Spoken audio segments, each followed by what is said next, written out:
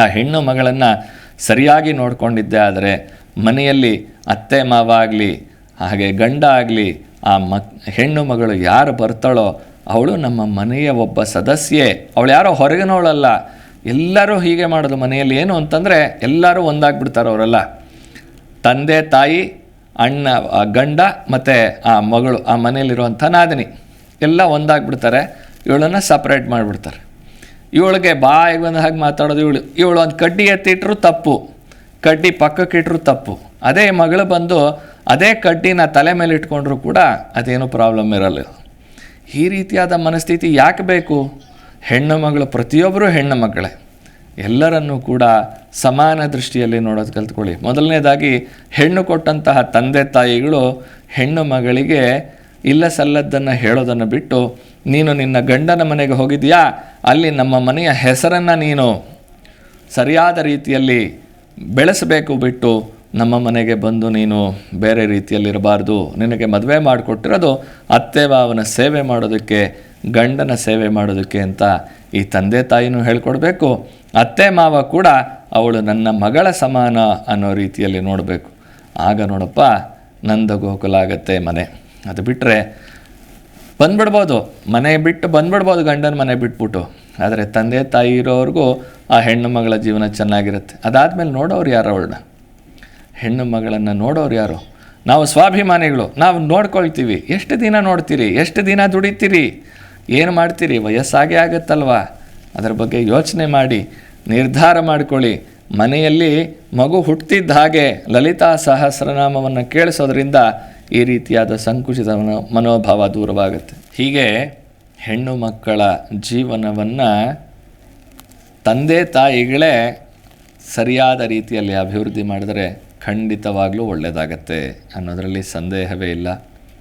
ಅತ್ತೆ ಮಾವ ಕೂಡ, ಅದರಲ್ಲಿ ಅತ್ತೆ ನನ್ನ ಮಗನಿಗೆ ಏನೋ ತೊಂದರೆ ಆಗತ್ತೆ ಅನ್ನೋ ಭಾವನೆಯನ್ನು ಬಿಟ್ಟು, ಅತ್ತೆ ನೀವೇ ನಿಂತು ಮದುವೆ ಮಾಡಿರ್ತೀರಿ, ಮಗನಿಗೆ ಮದುವೆ ಆಗ್ತಾಯಿಲ್ಲ, ಮಗನಿಗೆ ಮದುವೆ ಆಗ್ತಾಯಿಲ್ಲ ಅಂತೀರಿ. ಮದುವೆ ಆದಮೇಲೆ ಆ ಮನಸ್ಥಿತಿನ ಯಾಕೆ ಬದಲಾಯಿಸ್ಕೊಳ್ತೀರಿ? ನಿಮ್ಮ ಮಗನ ಜೀವನ ಚೆನ್ನಾಗಿರಲಿ ಅಂತ ಹೇಳಿ ಕಾಂಪ್ರಮೈಸ್, ಪ್ರತಿಯೊಂದರಲ್ಲೂ ಕೂಡ ನಾವು ಕಾಂಪ್ರಮೈಸ್ ಆಗ್ತಾ ಹೋಗ್ತಾ ಇದ್ದರೆ ಜೀವನ ಅನ್ನೋದು ತುಂಬ ಸುಂದರವಾಗಿರುತ್ತೆ. ಅಕ್ಕಪಕ್ಕ ಮನೆಯವ್ರ ಜೊತೆ ಹೊಂದ್ಕೊಳ್ತೀವಿ, ಆದರೆ ನಮ್ಮ ಮನೆಯವ್ರ ಜೊತೆನೇ ನಾವು ಹೊಂದ್ಕೊಳ್ಳೋದಿಲ್ಲ. ಇದು ಸರ್ವೇ ಸಾಮಾನ್ಯವಾಗಿ ಬರುವಂಥದ್ದು. ಅಕ್ಕಪಕ್ಕ ಮನೆಯವ್ರು ಯಾರಾದರೂ ಬೈದರೆ ಅಯ್ಯೋ ಬೈದರು ಬಿಡು ಅಂತ ವಾಪಸ್ ಬರ್ತೀವಿ. ಮನೆಯಲ್ಲಿ ಏನಾದರೂ ಬೈದರೆ ಹಾಂ ಅಂತ ಎದ್ದು ನಿಂತ್ಕೊಳ್ತೀವಿ. ಏನಕ್ಕೆ ಬೇಕಂತ ಅವಸ್ಥೆ? ಮನೆಯಲ್ಲಿ ಫಸ್ಟು ಒಂದಾಗೋಣ. ಮನೆಯಲ್ಲಿ ಎಲ್ಲರೂ ಇವಾಗ ನಡೀತಾ ಇರೋದು ಅದೇ ಕತೆ. ನಮ್ಮ ಭರತ ಖಂಡದಲ್ಲಿ ನಡೀತಾ ಇರೋದು ಕೂಡ ಅದೇ ಕತೆ. ರಾಜರೆಲ್ಲ ಸೋತಿದ್ದು ಯಾಕೆ ಅಂತಂದರೆ ಹೊರಗಿನ ಶತ್ರುಗಳಿಂದಲ್ಲ, ಒಳಗಿರುವಂತಹ ಶತ್ರುಗಳಿಂದಲೇ ರಾಜರೆಲ್ಲ ಸೋತಿತ್ತು.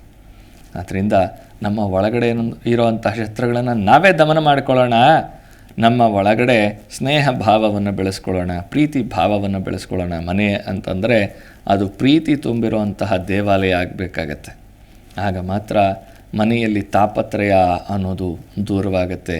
ದುಡಿದಂತಹ ವ್ಯಕ್ತಿಗೆ ಕೃತಜ್ಞತೆಯನ್ನು ಸಲ್ಲಿಸಿದಂತಹ ಒಂದು ಅನುಭವ ನಿಮಗಾಗುತ್ತೆ. ಅದರಿಂದ ಯಾರು ಕಷ್ಟಪಟ್ಟು ದುಡಿತಾ ಇದ್ದಾನೆ ಅವನು ಶನೈಶ್ಚರ ಅವ್ರಿಗೆ ತುಂಬ ಅನುಕೂಲ ಮಾಡಿಕೊಡ್ತಾನಂತ. ಅಂತಹ ಶನೈಶ್ಚರನ ಪ್ರೀತಿ ಗಳಿಸಿದ ಹಾಗಾಗತ್ತೆ. ಹಾಗೆ ಹೆಣ್ಣು ಮಕ್ಕಳು ನಗನಗ್ತಾ ಇದ್ದರೆ ಶುಕ್ರಗ್ರಹ ಮತ್ತು ಕೇತುಗ್ರಹದ ಅನುಭವ, ಕುಜಗ್ರಹದ ಒಂದು ಫಲ ನಮಗೆ ಸಿಗ್ತಾ ಹೋಗುತ್ತೆ. ಇಂತಹ ಒಂದು ನವಗ್ರಹಗಳು ಎಲ್ಲಿದ್ದಾರೆ ಅಂತಂದರೆ ನಮ್ಮ ಮನೆಯಲ್ಲಿ, ನಮ್ಮ ಮನಸ್ಸಿನ ಒಳಗಡೆನೇ ಇದ್ದಾರೆ, ಬೇರೆ ಎಲ್ಲೂ ಇಲ್ಲ. ನಾವು ನಗನಗತಾಗಿ ಜೀವನ ಮಾಡಿದ್ರೆ ನವಗ್ರಹಗಳೆಲ್ಲರೂ ನಮ್ಮವರಾಗ್ತಾರೆ. ನಾವು ಕಿತ್ತಾಡ್ತಾ ಜೀವನ ಮಾಡಿದ್ರೆ ನವಗ್ರಹಗಳೆಲ್ಲರೂ ನಮಗೆ ವೈರಿಗಳಾಗ್ತಾರೆ. ಇದು ಯಾವುದು ಬೇಕೋ ಅದನ್ನು ನೀವೇ ನಿರ್ಧಾರ ಮಾಡಿಕೊಳ್ಳಿ. ಕೊನೆಯದಾಗಿ ಒಂದು ಸಣ್ಣ ಟಿಪ್ಸ್ ಹೇಳ್ತೀನಿ. ಎಲ್ಲರಿಗೂ ಸಾಲದ ಬಾಧೆ, ಎಲ್ಲರಿಗೂ ಸಮಸ್ಯೆ. ಈ ಕೈಗಳು ಕಾರ್ಯವನ್ನು ಮಾಡುವಂಥದ್ದು ಎಲ್ಲರಿಗೂ ಗೊತ್ತಿದೆ. ಈ ಕೈಗಳನ್ನು ಬೆಳಗ್ಗೆ ಎದ್ದ ತಕ್ಷಣ ಬಚ್ಚಲ ಮನೆಗೆ ಹೋಗೋಕ್ಕೆ ಮುಂಚೆ ಹಸಿ ಹಾಲು ಇಟ್ಕೊಂಡಿರಿ. ಒಂದು 3 ಸ್ಪೂನ್ ಹಸಿ ಹಾಲನ್ನು ಹಾಕ್ಕೊಂಡು ಕೈಯನ್ನು ಚೆನ್ನಾಗಿ ಏನು ನೀವು ಸ್ಯಾನಿಟೈಸರಲ್ಲಿ ಕ್ಲೀನ್ ಮಾಡ್ಕೊಳ್ತೀರಿ ಹಾಗೆ ಹಸಿ ಹಾಲಿನಿಂದ ಕ್ಲೀನ್ ಮಾಡಿಕೊಂಡು ಆಮೇಲೆ ಬಚ್ಚಲ ಮನೆಗೆ ಹೋಗಿ ಕೈ ಕಾಲು ಮುಖ ತೊಳ್ಕೊಳ್ಳೋದು, ಸ್ನಾನ ಮಾಡೋದು ಮಾಡ್ತಾ ಬನ್ನಿ. ಬದಲಾವಣೆ ಏನಾಗುತ್ತೆ ಅನ್ನೋದನ್ನು ನೀವೇ ನೋಡ್ಬಿಟ್ಟು ನನಗೆ ಹೇಳಿ ಅಂತ. ಜಿ ಕನ್ನಡ ನ್ಯೂಸ್ ಈಗ ನಿಮ್ಮ ಮನೆಯಲ್ಲೇ ನೋಡಿ. ಎಲ್ಲ ಕೇಬಲ್ಗಳಲ್ಲಿ ಈಗ ಲಭ್ಯ.